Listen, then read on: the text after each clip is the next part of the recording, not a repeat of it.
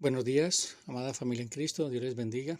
Hoy es enero 19 y el devocional para el día de hoy trae un tema muy valioso para nuestras relaciones interpersonales y para no perder de vista la gracia incomparable de nuestro buen Dios. Si al contemplar tu reflejo en el espejo de la palabra de Dios, ves a alguien que necesita gracia, ¿por qué eres impaciente con aquellos que tienen la misma necesidad? Tal vez uno de los pecados más grandes en las relaciones interpersonales es el pecado de olvidar. Desearía decir que esto no es el problema, pero sí lo es.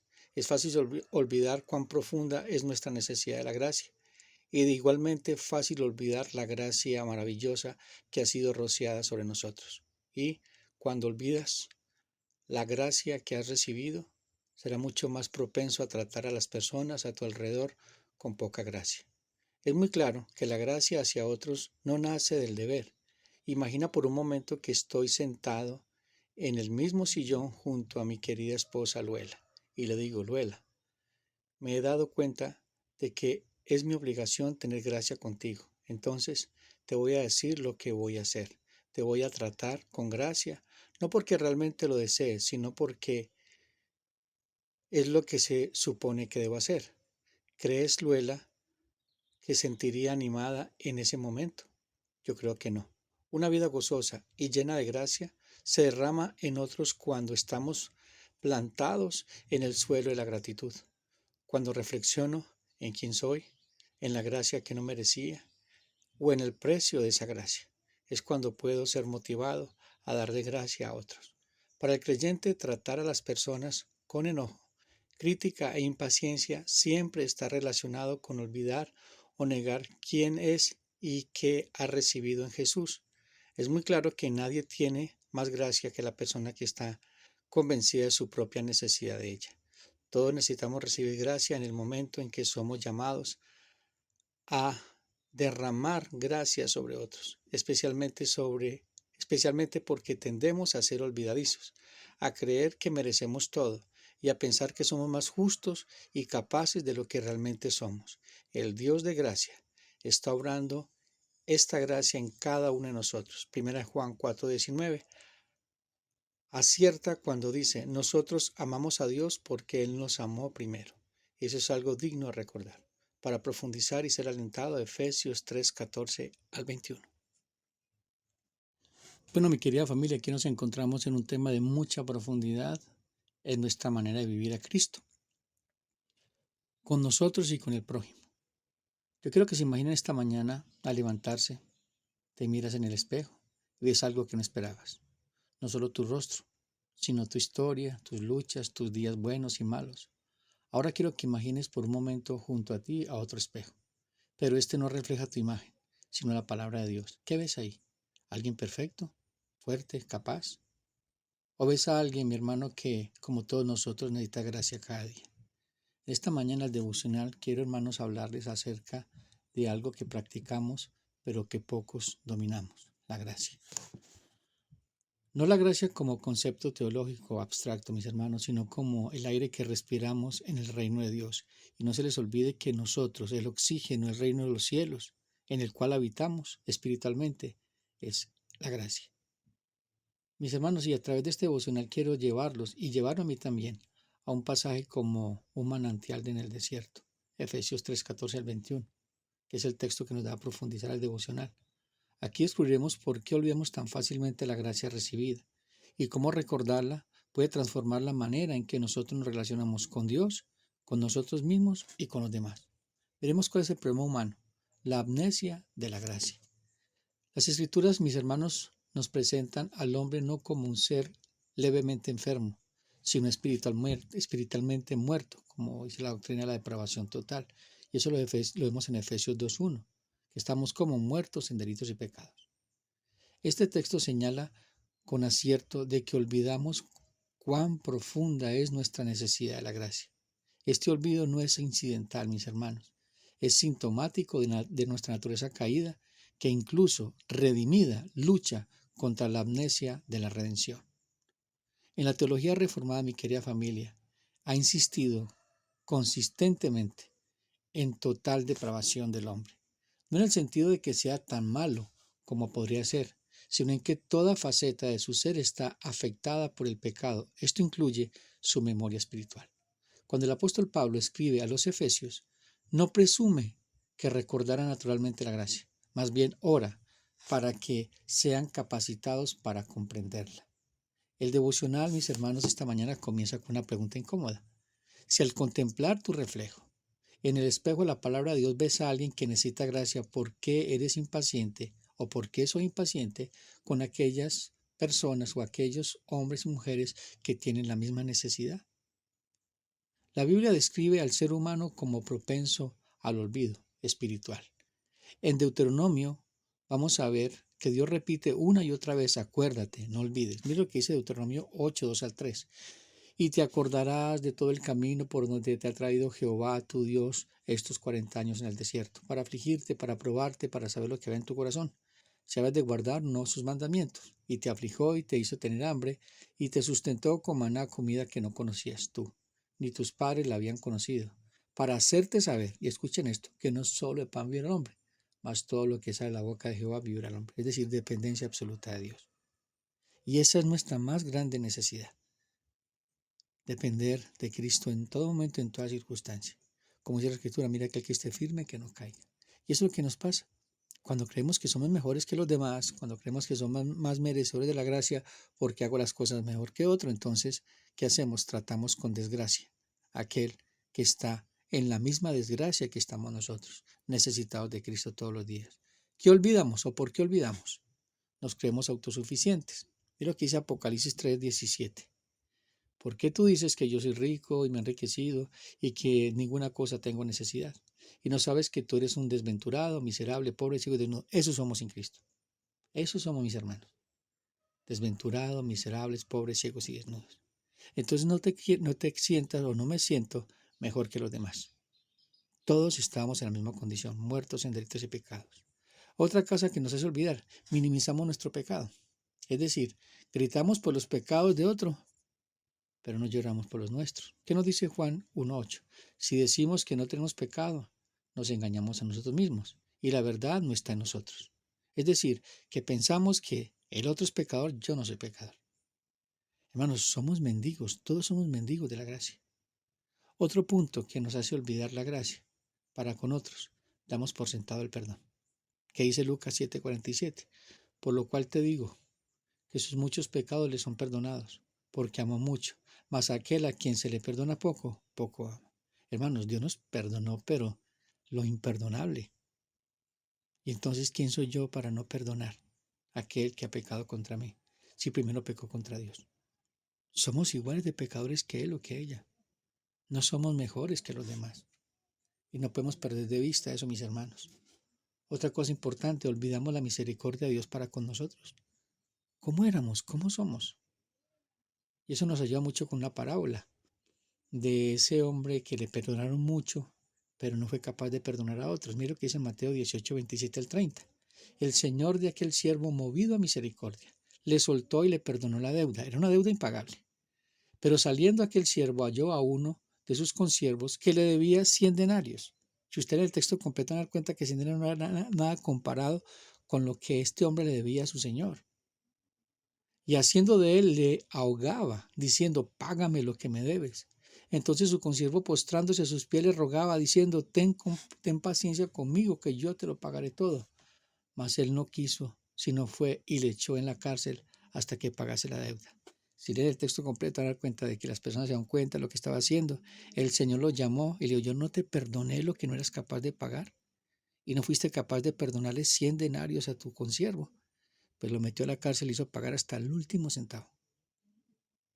¿En qué posición tú estás? Cada uno se responderá esta mañana. Esa experiencia cotidiana también nos hace olvidar. ¿Cuántas veces hemos reaccionado con impaciencia ante el error ajeno, ante el pecado ajeno? ¿Cuántas veces hemos juzgado antes de comprender? El autor del devocional nos dice con crudeza, tal vez uno de los pecados más grandes en las relaciones interpersonales es el pecado de olvidar. Y añade, cuando olvides la gracia que has recibido, serás mucho más propenso a tratar a las personas a tu alrededor con poca gracia. Hermano, es como recibir un trasplante de corazón y luego quejarte porque alguien tose cerca de ti. Tú también estabas enfermo. Hemos recibido un corazón nuevo en Cristo, pero a veces vivimos como si siempre hubiéramos estado sanos. ¿Cuál es el remedio divino para esto? La oración. Pablo, por la gracia interior. Por esta causa doblo rodilla, lo dice Efesios 3:14 al 19, ante el Padre de nuestro Señor Jesucristo, de quien toma nombre toda familia en los cielos y en la tierra, para que os dé conforme a las riquezas de su gloria, el ser fortalecidos con poder en el hombre interior por su Espíritu, para que habite Cristo por fe en vuestros corazones, a fin de que, arraigados y cimentados en amor, seáis plenamente capaces de comprender con todos los santos cuál sea la anchura, la longitud, la profundidad y la altura, y de conocer el amor de Cristo que excede todo conocimiento, para que seáis llenos de toda la plenitud de Dios. Hermanos, aquí llegamos al núcleo de nuestro pasaje. Pablo nos da una regla moral. Sé más amable. Él se arrodilla y ora por una transformación interior. Eso es lo que tú tienes que hacer con las debilidades de tu prójimo. Arrodíllate y ora. Y entrega esa carga al Señor. Porque tú no la puedes cargar. ¿Por qué? Porque tú no eres juez, ni puedes ser juez. El único juez es el Señor. Por esta causa, ¿qué es lo que dice Pablo? Pablo se arrodilla, es una postura física que refleja dependencia. No podemos dar lo que hemos recibido de rodillas, hermanos. Y escuchen esto, no podemos dar lo que no hemos recibido de rodillas. Para que os dé. Aquí el lenguaje es un don. La gracia no se gana, se recibe, mis hermanos. Tú no te has ganado nada. Nosotros nos ganamos solamente el infierno.